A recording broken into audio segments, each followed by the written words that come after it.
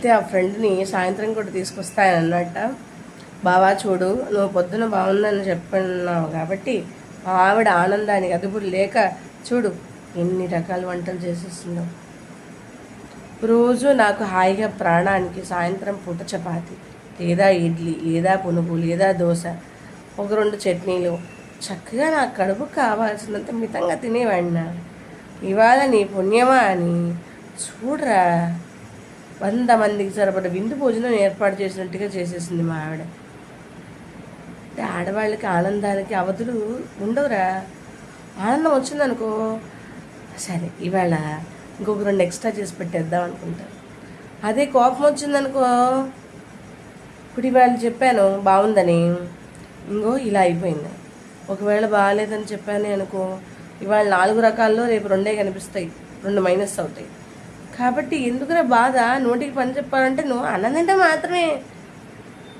ఇప్పుడు చూడు నీ వల్ల ఇన్ని రకాలు అయిపోయినాయి. ఇప్పుడు ఇవి వేస్ట్ అయినా, ఇవి పడేసినా రేపు కూడు ఉండదు బావా కంచంలోకి.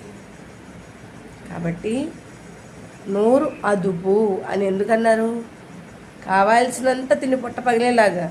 కానీ నువ్వు బాగుందా బాలేదా అని నువ్వు చెప్పాల్సిన అవసరమే లేదు.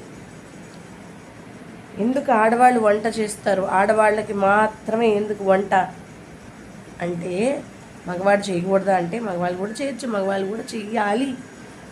అది ఎందుకు అంత ఇదిగా చేస్తారు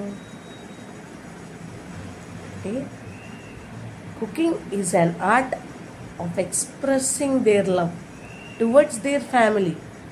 ఇది నా కుటుంబం, నా పిల్లలు, నా భర్త, మా మామ, మా అత్త, వీళ్ళకి నేనే చేసి పెట్టాలి. నాకన్నా బాగా ఎవరు చెయ్యలేరు. వాళ్ళు ఎక్కడికి వెళ్ళినా కూడా మా అమ్మ, మా ఆవిడ, మా కోడలు, నేనే వాళ్ళకి గుర్తు రావాలి అనుకునే కాన్సెప్ట్లో ఉండి చేస్తారు. అట్లాంటప్పుడు అంత ప్రేమతో కూడుకుని వంట చేస్తున్నప్పుడు ఆడవాళ్ళకి ఉప్పు తక్కువ వేసావే తల్లి నీ మొహానికి ఏమి రావన్నాం అనుకో, 5 రకాలు చేసి అప్పుడు పెట్టారనుకో భోజనానికి, సాయంత్రానికి 1 రకం నీ మొహానికి. చేయబుద్ధి కదా ఎవరికైనా, మనసులో కొంచెం బాధ తెలుస్తుంది కదా. ఈ బాధ తీరి మరునాడికి అది ఆ బాధ పొంగి ఉప్పొంగి పుట్టింటి దాకా వెళ్ళి మళ్ళీ రివర్స్ వచ్చేటప్పటికి 1 వారం రోజులు పడుతుంది. 1 వారం రోజులు నువ్వు ఏం చేస్తావు?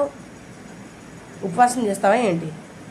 కాబట్టి ఏది వండితే అది కామ్గా గొట్టుకోమని లోపల వేసేసుకొని వెళ్ళిపోవడమే.